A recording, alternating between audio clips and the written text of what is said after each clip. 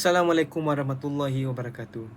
We are the group known as the Nameless, and today we will be presenting our negotiation communication case study. First off, we would like to start with our first presenter. Please begin.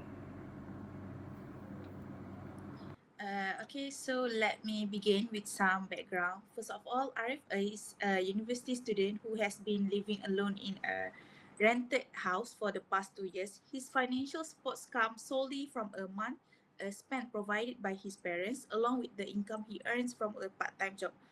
So far, he has managed to live within his means, carefully budgeting his limited resources to cover rent, food, and other daily expenses. However, recently Arif received a notice from his landlord about a 20% increase in his monthly rent. The sudden change was a major blow to him as it is significantly affected his already tight budget. Arif felt the increase was not only difficult to handle but also unreasonable, especially since his income had not changed and no additional facilities or upgrades were provided in return for the higher rent. Rather than panicking or immediately deciding to leave the house, Arif took a thoughtful and strategic approach. He began by conducting informal market research and talking to other tenants living in similar units in the same area.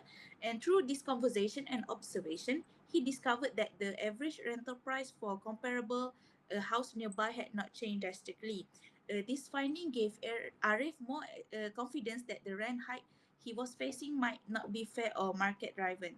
With that information in hand, Arif made the decision to approach his landlord and negotiate the terms of this lease. He wanted to explain his situation clearly and respectfully, backed up by the evidence he had gathered. And his objective was not to argue, but to find a reasonable middle ground that would allow him to stay in the house without facing excessive financial stress.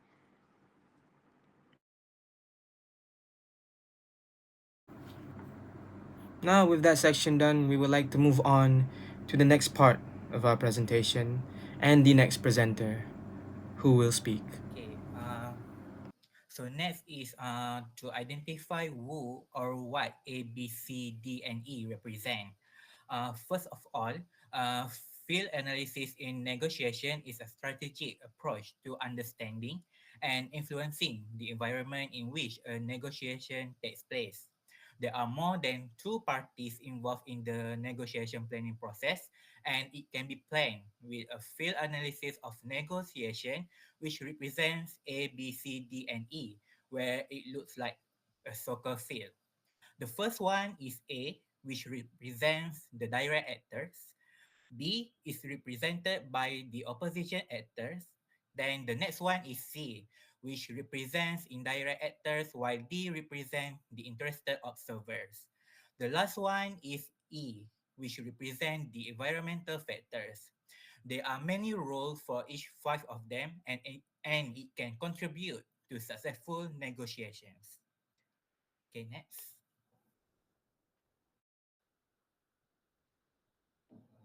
Now, I will be presenting my part of the presentation. Now, the roles of A, B, and C in figure 4.5. In a negotiation scenario, the roles of each individual and actor play an important part in the negotiation process. Every single role from A to E plays its part in shaping the negotiation. The first role is the direct actors. They are presented as A in the figure.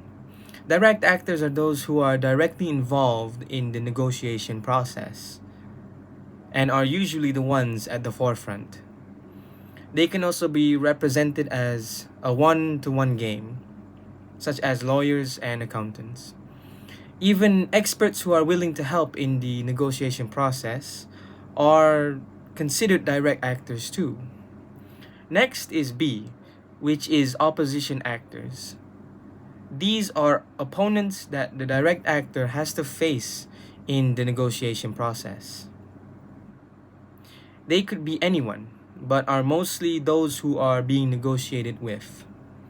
Next is C, which are indirect actors. Indirect actors mostly play indirect roles, such as those on the sidelines watching, as represented in the figure. These are represented on forgive me, these could be superiors, parents, or even official bodies whose approval and authority are needed, such as banks, land offices, and government offices. Other than that is D, who are invested observers. These are people in the stands, those who watch the play unfold and can only interact with it indirectly. They are mostly shareholders, competitors, analysis, and the media. Lastly is E, which is environmental factors. These things can happen outside the environment of the game, but still have power to shape the outcome and define what the game is. This could be a history of relationship. For instance, the direct actor might have a past relationship with one they are negotiating with. These factors play a huge part in the negotiation process, and it could also represent future negotiations, deadlines, common practices, rules and regulations, and even the ethical system. All these play a huge role in how the negotiation is played out. And these are the 5 roles in the negotiation process based on the figure above. And now we would like to move on to our next speaker. Moving on to relevant examples of who or what does A, B, C, and D and E will have been in the negotiation process. In this case, Arif is a relevant example of A, the direct actors. He plays an active role in the negotiation as the tenant who is directly impacted by the proposed rent increase. Arif takes the initiative to start the discussion. He expresses his concerns, shares how the increase affects him, and even suggests better alternative. So he's the main representative of his side. On the other side, Mr. Gopal, the landlord, is represented as B, the opposition actors. Mr. Gopal approached the negotiation from a rational and business-minded perspective. Since he's the sole decision maker in this case, he holds full control over the lease decision. His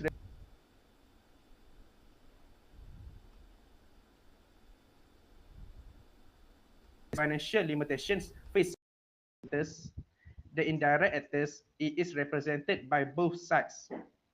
Arif's parents play a role by supporting him financially, which affects his negotiating power.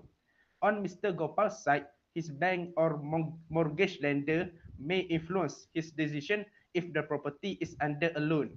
Government agencies also act as an indirect actors, especially when legal limits on rent or tenant rights are involved. Next. Okay, next is D and E. D stand for interested observers. These are the people not directly involved but still watching closely. For example, other tenants in the same building. If Arif managed to lower his rent, they might be inspired to do the same. The student union or housing office might also be observing the situation, especially if they want to support students in future rent negotiations. Even nearby landlords could be paying attention to how Mr. Gopal handled things because it might it might influence on how they deal with their own tenants. Next, E represents environmental factors, the outside influence that affects the negotiation. One big factor is the economy. With rising living costs, both Arif and Mr. Gopal are feeling the financial pressure. Another factor is the local rent market.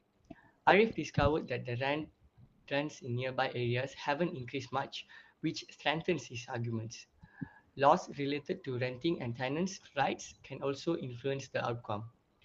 And finally, the existing good relationship between Arif and Mr. Gopal might make the negotiation more open and friendly. So, both D and E shows how outside influence and observers can shape the direction and the results of the negotiation. So, next.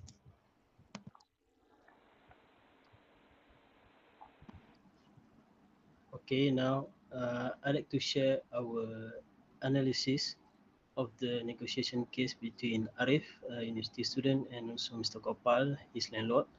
And this situation is a classic example of conflicting interests which is Arif just found out that his rent is going up by 20%, which is a huge burden for him, especially since other tenants aren't facing the same increase. On the other hand, Mr. Gopal is struggling with higher costs for repairs and utilities. So, from his perspective, the rent hike is necessary. Despite their differences, both share a common goal, which is Arif wants to keep living in a comfortable and affordable home, and Mr. Gopal wants a reliable tenant who pays on time and takes care of the property.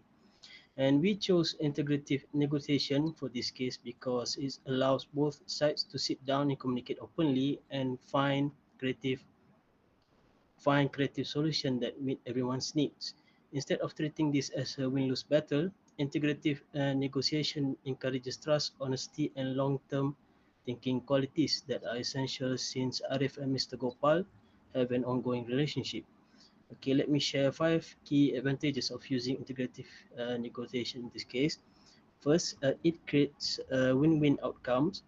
For example, Arif might agree to a smaller rent increase if Mr. Gopal promised to repair the leaky bathroom tap and repaint the living room in Arif's chosen color.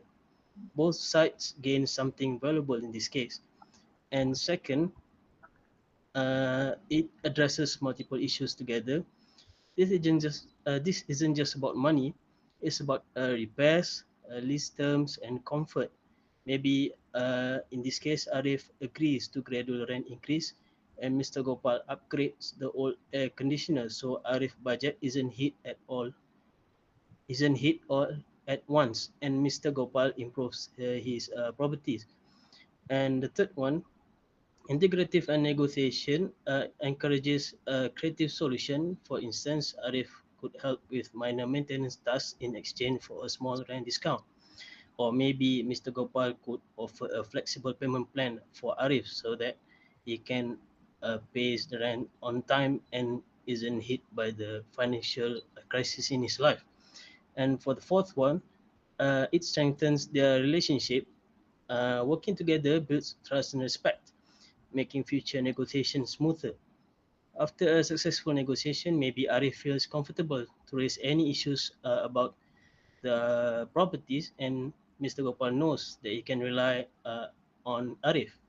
And finally, it leads to lasting, satisfying agreements.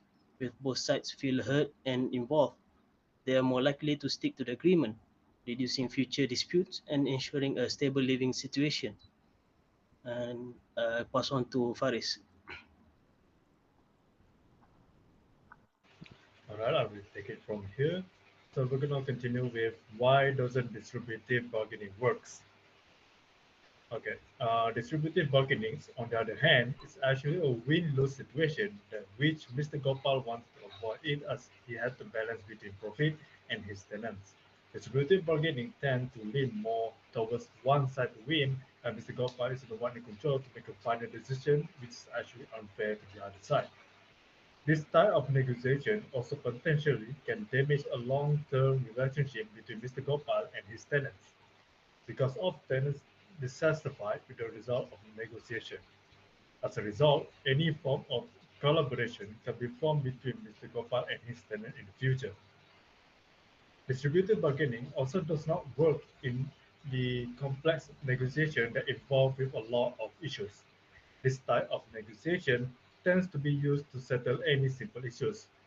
However, there are a lot of things that need to put in consideration to find a proper solution in negotiation between Mr. Gopal and Arif, such as financial issues, maintenance costs, tenant salary, economic factor, and environment factor.